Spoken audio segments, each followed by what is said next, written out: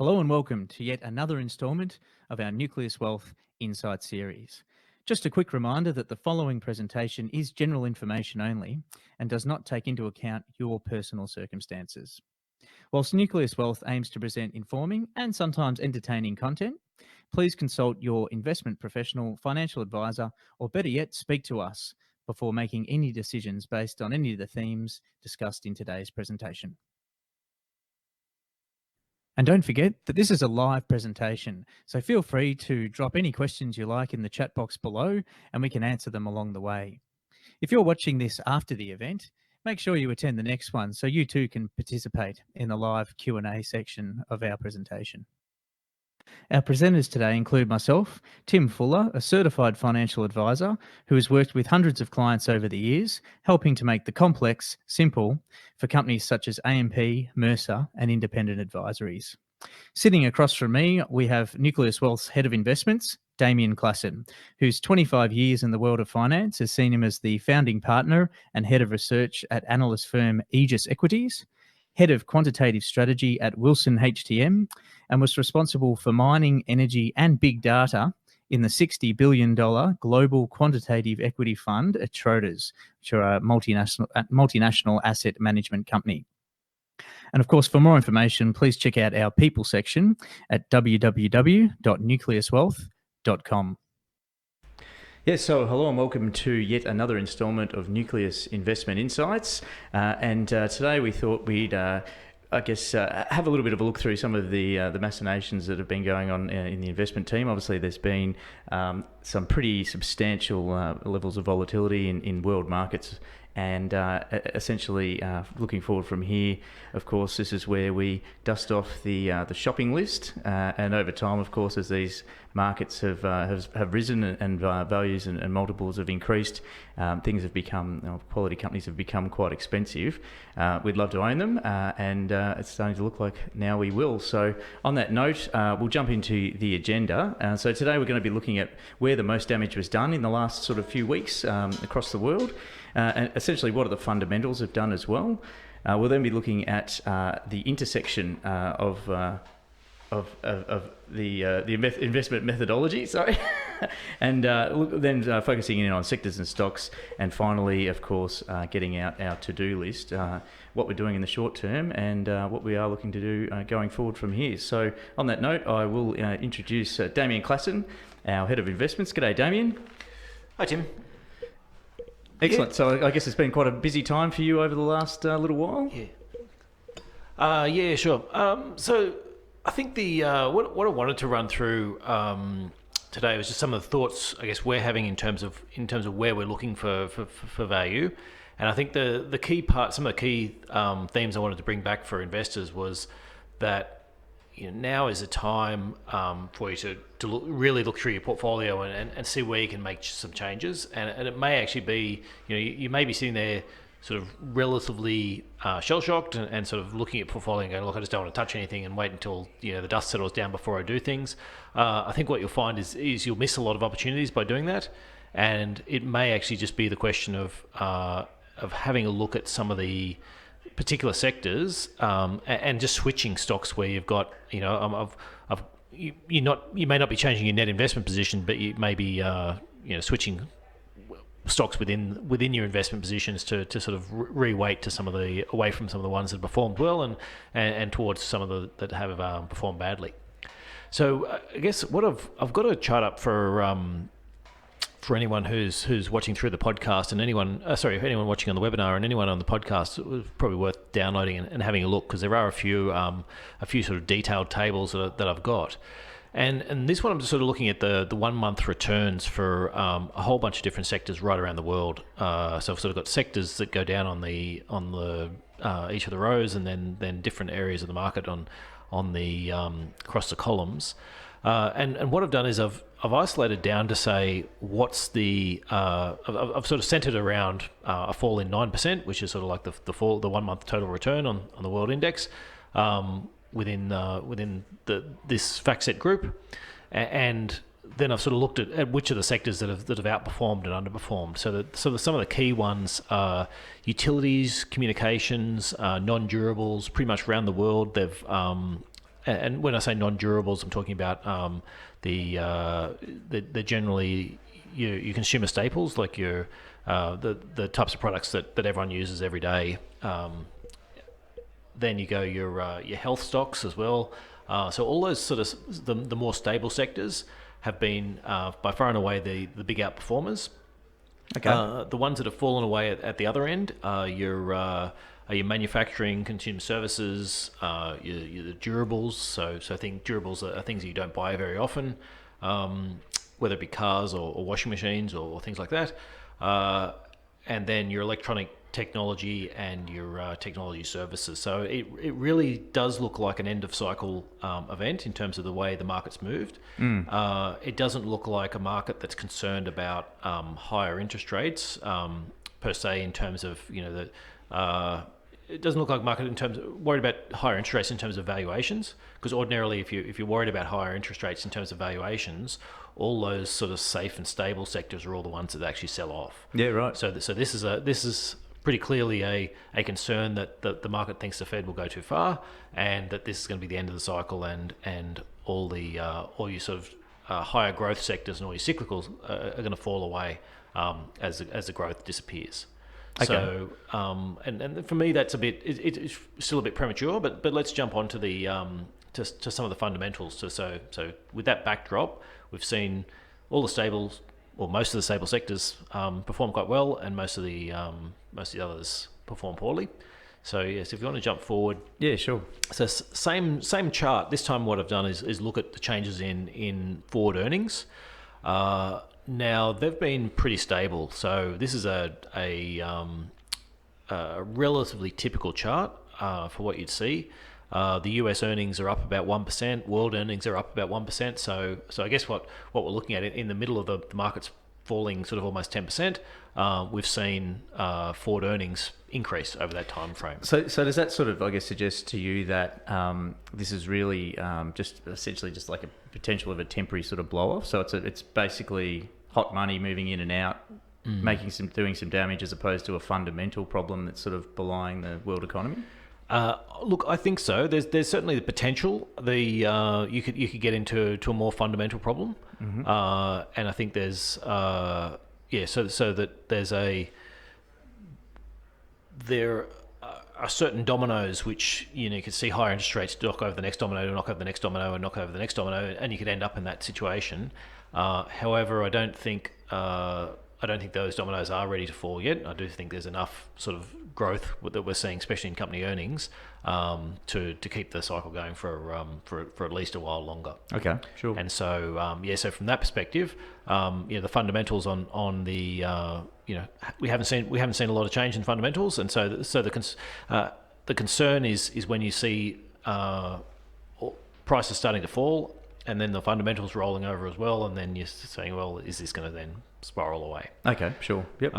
So that sort of leads you through to valuations. I won't say much on the valuation chart because I've got a few others that I want to jump into. The one thing I'll note, just in terms of an Australian valuation, it's worth noticing just some of the relatives in terms of the world at the moment. So the total world index trading about 13.4, which is relatively, which is probably about average for some of the longer term. US is about 20% more expensive than that. US is usually more expensive, and the growth rates are certainly better in the US, and so there's sort of some justification there. The interesting one for us as the Australian market is still about 10% above the world market. Right. And more interestingly, the Aussie market is dominated by both financials and resources, and those are traditionally low PE sectors. So ordinarily you'd expect that because Australia's got this great big weighting to these sectors that are usually traded on a low PE, that our PE should be at or below the world PE. So the fact we're sort of still 10% above it, if you then break down and look sector by sector through the Australian market, what you'll find is that pretty much every sector is well above its comparable US sector.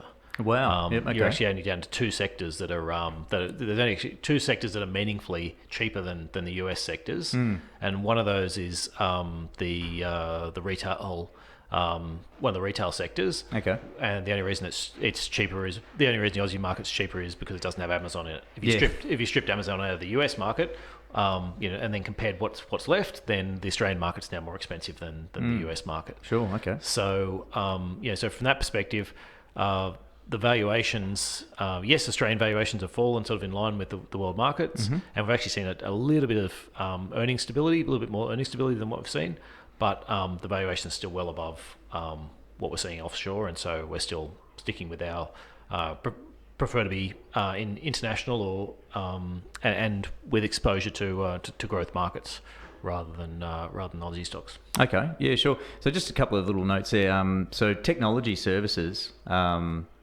This is obviously this MSCI World Index. No, it's actually a broader world. Okay, broader world. Okay, but for the large part, because of MSCI World's got the largest stocks in it, it's pretty close. Does most of the work. Okay, so high valuations on technology, common.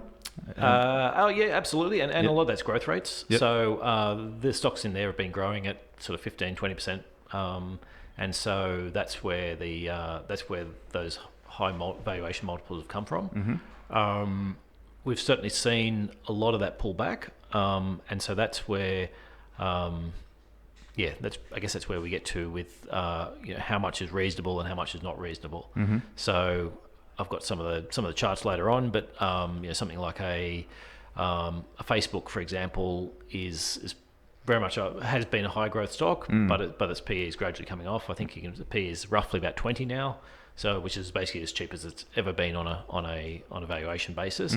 Having said that, its growth rates are now as low as they've ever been. Still not too bad in terms of growth rates, but they're certainly a lot lower than what they've been over the last 5 years. Okay. And so then so it's all coming down to that trade-off now about how much do I pay for a stock that's growing much stronger than the market, but the growth rate is gradually falling. Okay. Away, so. Yeah, sure. Just one last one before we're just going back one slide on the forward earnings. So just a quick one on Europe. Obviously, we've had a big focus on the US and what's going on in the US market. How's Europe sort of been travelling, and what are the thoughts going forward there? Yeah. So look, we're not expecting anything strong from Europe, and certainly most of it seems to be rolling. Most of the economic indicators seem to be rolling over. The euro's probably been a bit stronger than it should have been. There's been a lot of discussion about the European Central Bank starting to withdraw stimulus, and things are starting to it's getting to the stage where it can start to back off. We're not believers of that story, and we think that they've still got a long way to go. And a lot of the problems they've got in terms of the political problems will re-emerge periodically over the next year or two. Okay. There's not a lot of good things out of Europe, but what we tend to find in Europe is we're either looking at the ex-Eurozone stocks, or we're looking for stocks in Europe that have exposure to US growth. Okay. So sort of getting a bit of a backdoor, because what we tend to find is you can often find those stocks a bit cheaper in Europe than the comparables in the US. All right. Yeah, sure. Fantastic. Should we jump through to this lovely looking? We might need to explain this chart. Yeah. So what I'm doing now is just looking at I've got two different scatter plots. One for the total return over the last month versus a change in earnings. So what I'm trying to do here is say, well, look, some sectors have seen earnings drop away, and so there's a little bit more justification for a lower return, and other ones of the earnings have actually held up a little bit better. So I guess your bottom right of that, or things closer to the bottom right, are the ones you're more interested in that, or certainly passes the line in that your earnings growth has held up or even gotten better, but the price has actually fallen away quite significantly. So there's a few sectors in there that are of interest to us, and that's one part. The next part is then a valuation side, which is the next slide, which is just looking on the similar type of basis, but just saying, okay, well, if we grab the PE of each of these sectors, which is a simple-ish measure, but and it does vary for different sectors, and there's lots of other things that go into this. But for the sake of sort of the simple top-down views, it's not a bad way to look at it. And so we're basically then saying, okay, well, let's then have a look at sectors where they're looking relatively cheap, or certainly or cheap relative to where they usually trade, and the prices have fallen quite significantly. Okay. And then that sort of leads us through to our through this next slide, where we've got this next one where we're looking at the specific sectors that are within the market. Yeah. Okay. So, well, let's hack through these. So we've got 5 in total: semiconductors, media, manufacturing, resources, and commercial services. So these are areas of interest, Damien, or? Yeah. So there's a couple of different ways we look at this. I'll start with the semiconductors, just because that's been the sector which has had the most headlines. Okay. So I guess the big thing to note is this is a pretty broad sector, and the selling's been a little bit indiscriminate again in some of those stocks. So I do think there's a number of opportunities that people have within that sector to look for stocks that are relatively cheap, and then sort of the fundamentals may not be as bad as what's expected. Mm-hmm. So I think the main thing within this sector is there's been a number of different. There's a number of different parts to the sector. There's the sort of the processors. There's some of the guys who sell the equipment that make the various parts, and then there's other semiconductor stocks that provide the parts that go into the various electronic equipment that's out there. Yep, sure. And so, knowing which part you're getting is very important in this sector, and working out whether that is a part you do want access to. A lot of the prices have been quite high over recent times, and this is a very cyclical sector. So what tends to happen is the prices for whatever it is, memory or RAM or CPUs get quite high, and then you find that there's lots of capex from the players, and they all go and spend and build new factories, and then all of a sudden there's too much, and the prices plummet, and the companies get all their margins drop, and sometimes they go into loss making, and then it's sort of everyone holds off a little bit, and then you get through the next cycle, prices go up, everyone goes out and builds more factories, and you sort of cycle through it. So the question is for whether that's going to keep happening through these sectors. We've seen a couple of areas where prices have turned down, and there's a couple of areas where people are preempting and saying, okay, prices are going to turn down. This is what happens every cycle, and this one's time. The cycle's over, and it's time now to clear out of this. So I'm not completely convinced on these, and I guess the issue for me is there's some stocks that are very, very cheap in these sectors. And so one of the ones we have, and it sort of comes up as one of the big falls or the big rises on whichever day. So it's not a high quality stock, but it is very cheap. So is Micron. Micron's, so it's PE is sub 4. So you're picking it up very cheaply. The question is, how far will earnings fall, and it's being priced as if earnings are going to go right back to prior, the lows of prior cycles. Interestingly, the stock itself it's about 40 billion in market cap. Wow. And it's currently buying back about 10 billion of its own shares. Right. So using free cash. So it's got no debt. It's got about $3 or $4 billion in cash, and it's making all this extra free cash, and it's using that to buy back basically a quarter of its own market cap. Yeah, right. While it's trading on a PE sub 4. There are and its industry has gone through a lot of changes. Now there's sort of 3 big players in one of the key sort of NAND areas that we look at. So it's not this isn't a high quality stock. Again, I want to highlight that it's very volatile. Its earnings are very volatile, but at a certain stage, we look at these types of things and say, well, if we take a bet across a whole broad range of these and pick them up at prices that we think are low enough, then we're happy that that every now and again we'll get the wrong one and we'll lose out on it. But if we've got a broad suite of them, then the law of averages comes in, and you can find these stocks enough of these types of stocks that are just trading very, very cheap, and if they're priced for disaster, and all you need is things just to be a little bit bad. Things to be bad rather than there be disaster, and you make some money. So essentially, a real blood on the street sort of pick up. Yeah. So a lot of those, those ones have very much been priced for end of the cycle, and we're still yet to see the end of the cycle. Do you think there'll be much, obviously, with that news? I know it was quite delayed news from when it sort of was found out, but with the Chinese bugs and all those sort of things, is that going to help put a bit of a floor under sort of US domiciled chipsets and chip makers? Yep, absolutely. I guess the issue in some of these, and let's use Micron as a good example of that. I guess their response is, look, they've got factories all around the world. They need to rejig some of their processes, and so they'll have to spend a bit of money rejigging some of their processes, but they don't think there's a lot of change they need to make. And it's more now about saying, okay, rather than producing a whole bunch of things in our Chinese factories and something else in our Taiwanese and something else in our US factories, now what we'll start doing is producing, some of the stuff we were going to produce in China, we'll produce in Taiwan and the US for those other markets. And we'll focus our Chinese factories on servicing the Chinese market. Okay. And so for them, it's more about, so they do think there's a fallout from that, and that you'll have more demand in sort of global markets for getting things that haven't been through a Chinese factory, and especially anything that's security conscious, which is a hell of a lot of things. Absolutely.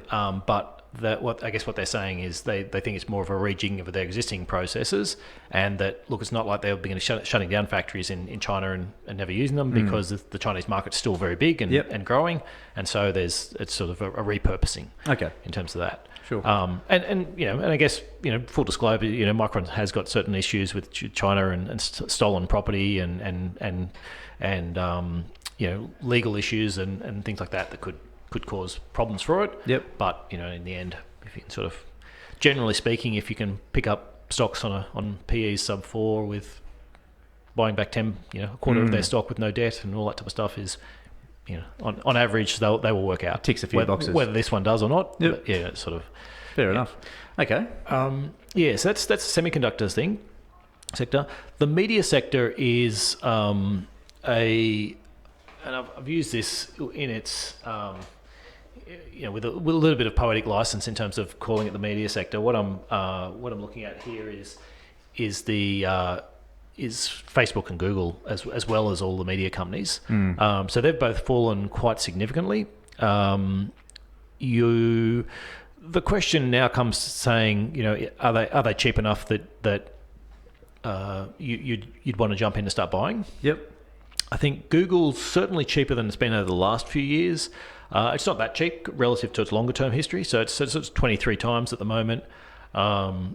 Growth is still certainly above average, and the question is, for me as a longer term play, is will we keep seeing more and more advertising move online? And I think our continual story is the youth market just not watching TV and not watching free to air anymore, and so you've just got that growing portion of, and that's an area that people like, advertisers love to hit, and so just a growing amount of money sort of going on online, and it's very hard to find where else it's going to go other than Google and Facebook. Facebook's certainly cheaper now than it's ever been, sort of 20 times earnings, so it's not cheap. And so essentially that's been a combination of what obviously price and earnings is price and earnings. So the earnings have increased over time, and they've built themselves out into being a reputable business model. I take it. Well, I mean, most of that's been the price over the last so in the last 2 or 3 months. It's wiped off 30%, I think, was it, or something around that? A couple of big hits. Ballpark. And that was so we sort of, after the first drop, we sort of picked up a little bit, and after the next drop, we've picked up a little bit more. Okay. More as a longer term play. I think there's certainly plenty of short term issues in Facebook, and there's going to be a lot more government regulation and all those types of things.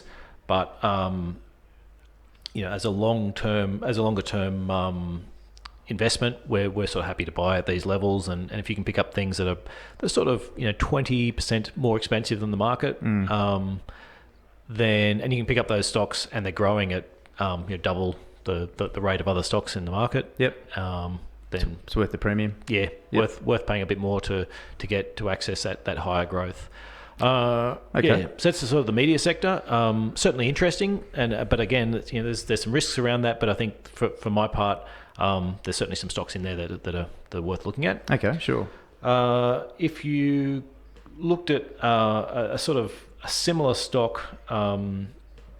Well, sorry, actually, if you jumped into manufacturing sector, you looked at one of the hardest hits in sort of that area, GE. Is sort of down, I don't know, 70%. Yeah, a big like hit. that. And I think it dropped 10 the other day, didn't it? Yeah, it's so certainly one of those stocks that's very much fallen out of favour.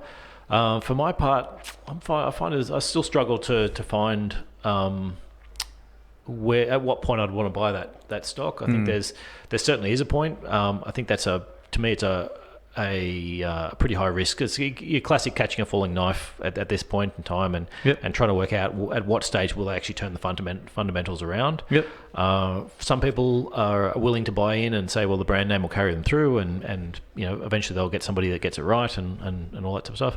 For me, it's a big world. There's other opportunities. I'm happier to let that one pass for the risk that there's a lot of big names that have fallen out of favour, and I'll wait to see the fundamentals actually generally start to improve before it's one that sort of starts to appear on my radar. Yeah, sure. Okay.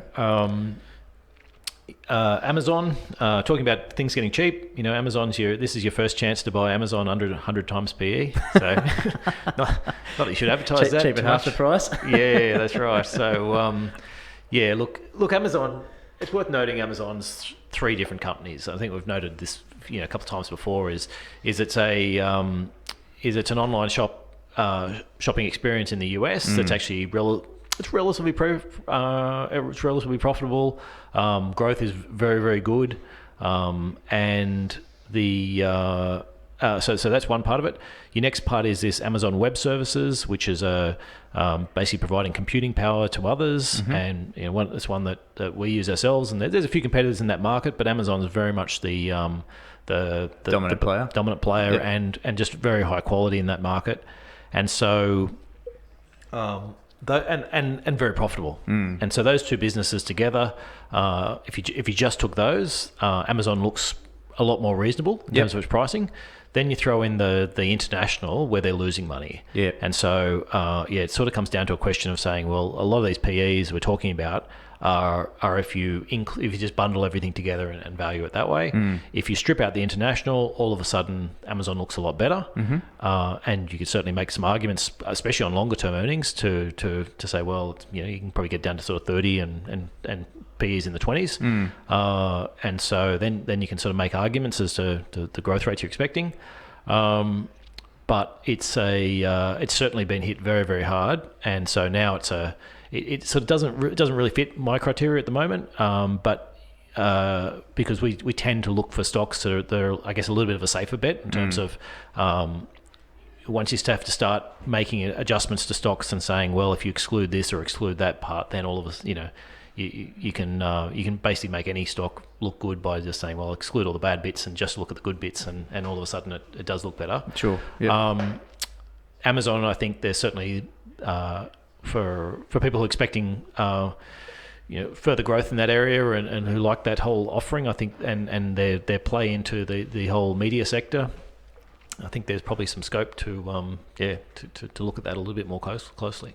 And just finally on the Amazon piece, so the international is obviously where the trouble is, the dramas are.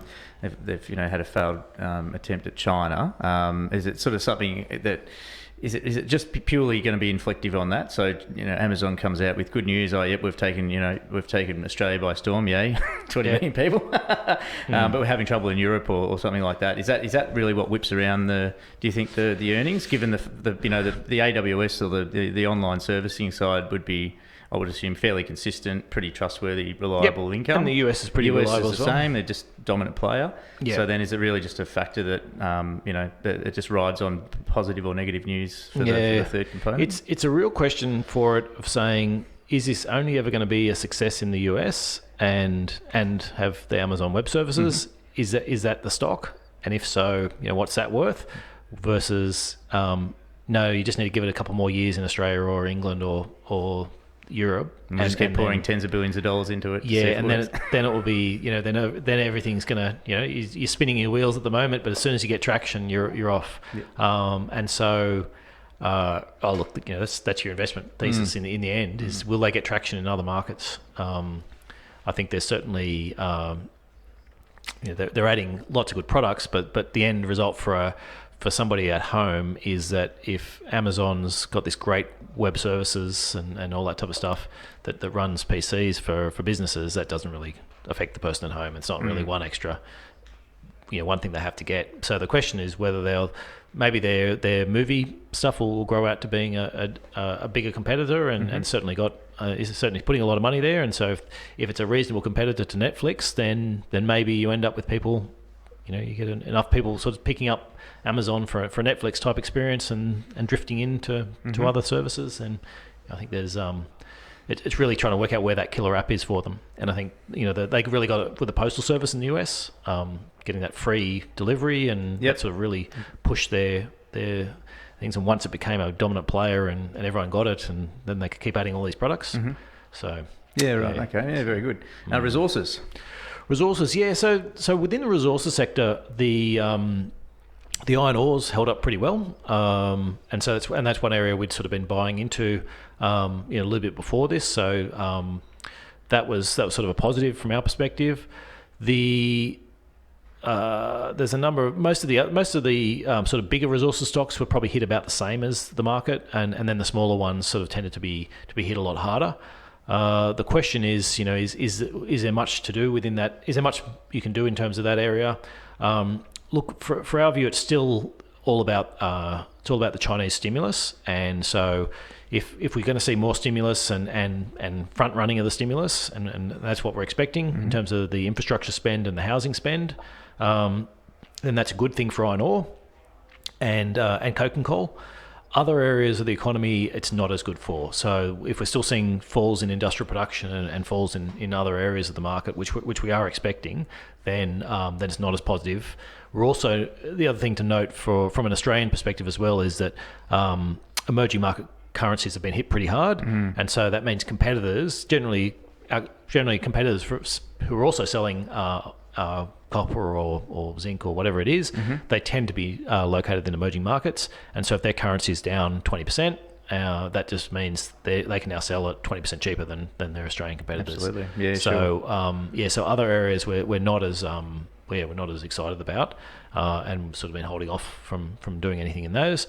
But we do think there is a big stimulus coming in China, and it's going to take a little while to get traction as well. So things are probably going to get a little bit worse over the next quarter before you start seeing some traction. But we do expect that to come through. And just on that note, with the resources, so obviously we're sort of mainly talking about Australian-based resources in that scenario with the Chinese demand. Is there much scope in the broader global mining and resources sort of industry? So you mentioned before how you've got beaten down currencies in emerging markets that have potentially a big US listed. So there's is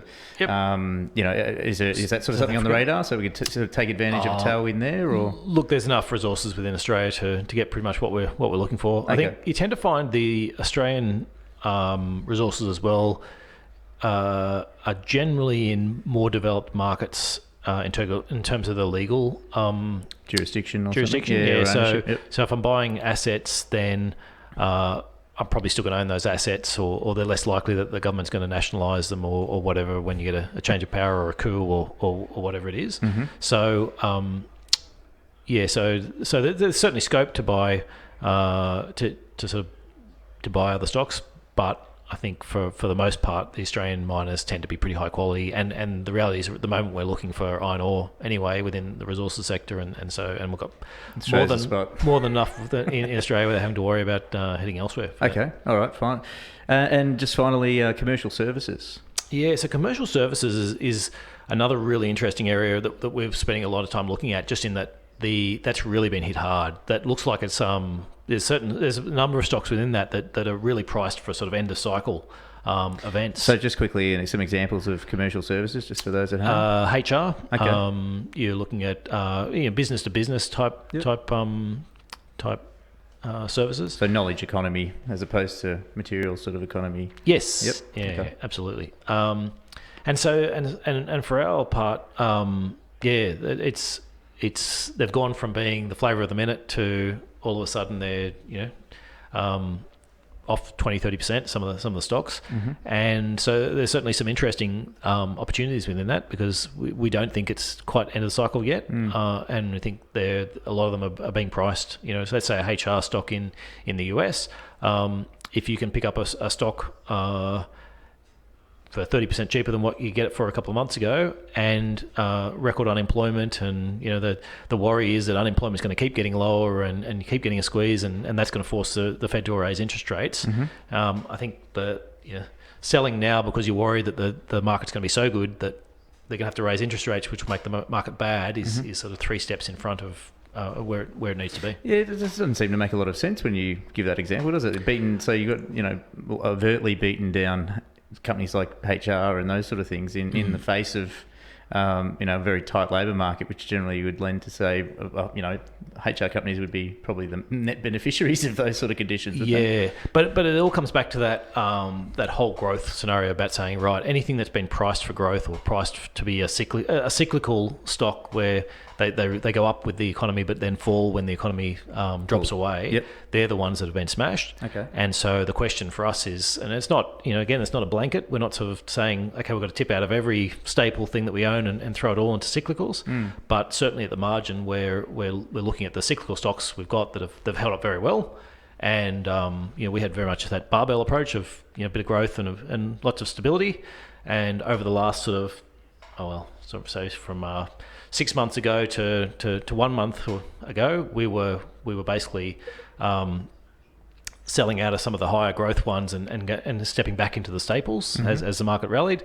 Now the market's had a very sharp and quick tumble, and we're basically reversing that process about saying, well, where are some of the staples we've got that have held up quite well, and where are the ones we can tip that into some of the Okay, very good. All right, and just on our to-do list. Finally, on your to-do list, wrapping it up. So, what have we got on the to-do list? What are we looking at doing? So, this, I guess, this is more probably coming back to investors out there about you've got a portfolio of stocks, and telling you just how we're looking at it, and I guess what I'm suggesting you should be looking to do is first looking where you can upgrade the quality. So, when markets run pretty hot, you find that often that your high return companies and your high quality companies get bid up to very high prices, and it's quite hard to justify buying them.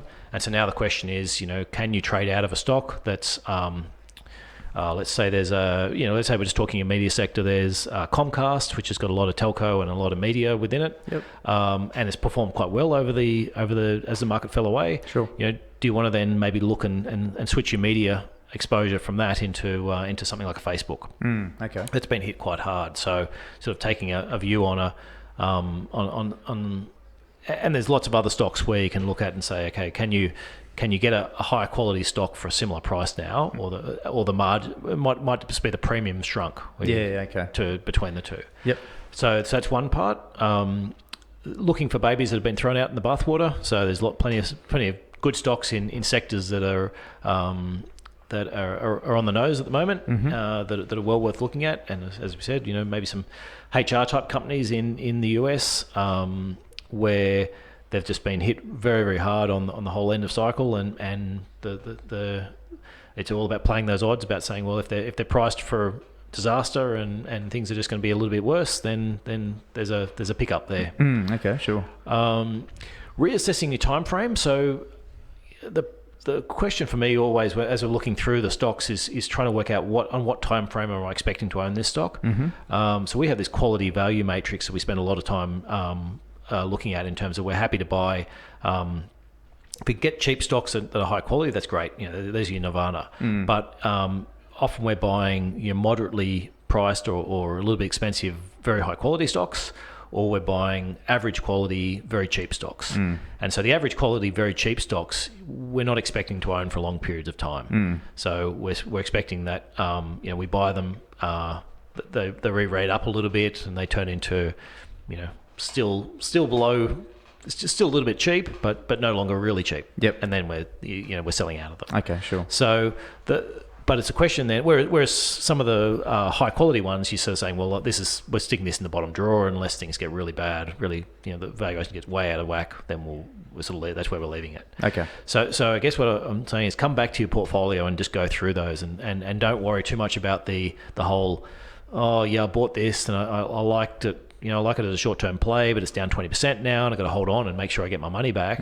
If you can find other ones out there that are down 30%, then yeah, Opportunity. take your switch and don't get too hung up on I've got to make my money back from this one. And that sort of feeds into that fourth point, is that when you change horses, sometimes there's tax benefits you can get out of that by saying, well, if I've bought this one, yes, I've lost money on that one, but I think there's other better, higher quality stocks I can switch into.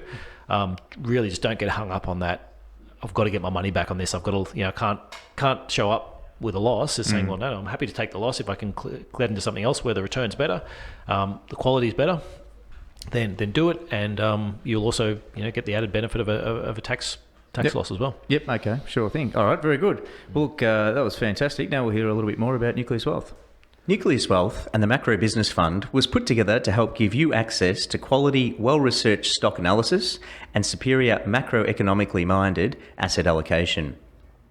We use technology to help us provide a service typically only available to high net worth and sophisticated investors at a fee level that rivals the more basic solutions available to everyday investors.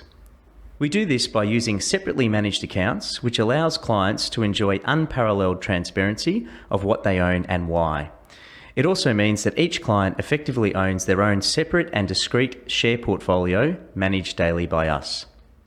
We have partnered with Linear Asset Management, who are backed by the ANZ Bank for Cash Management, and JP Morgan, one of the biggest banks in the world, as custodian of your assets.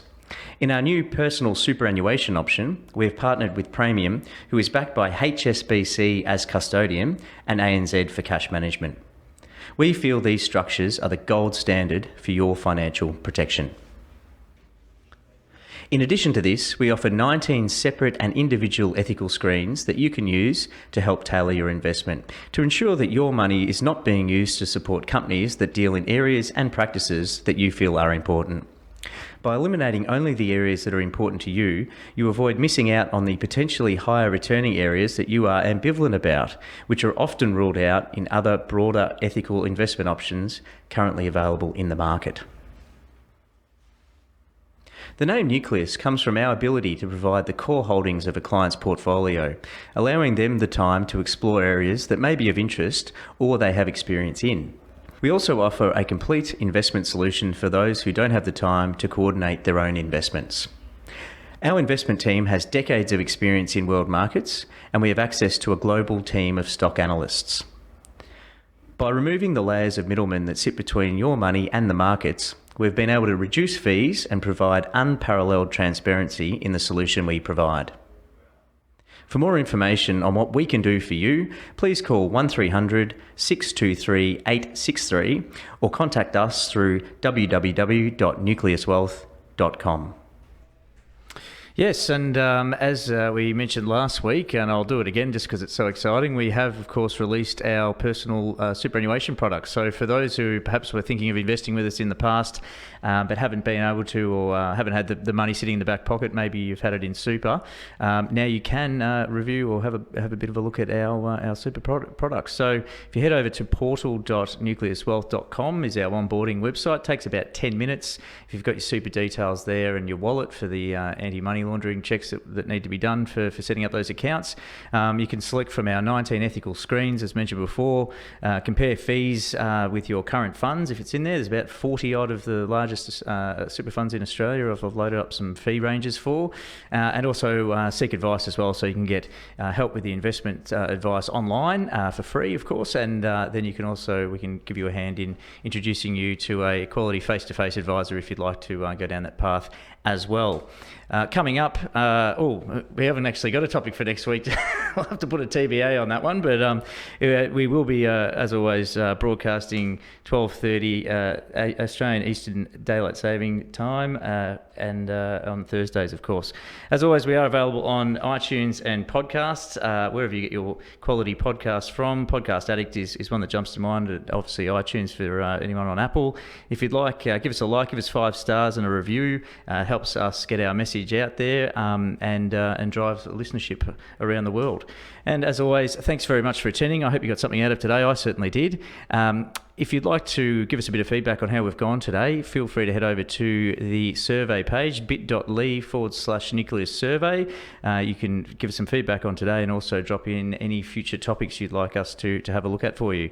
So on that note, thanks very much for your attendance and for listening in today. And we look forward to catching you at the next one. Cheers.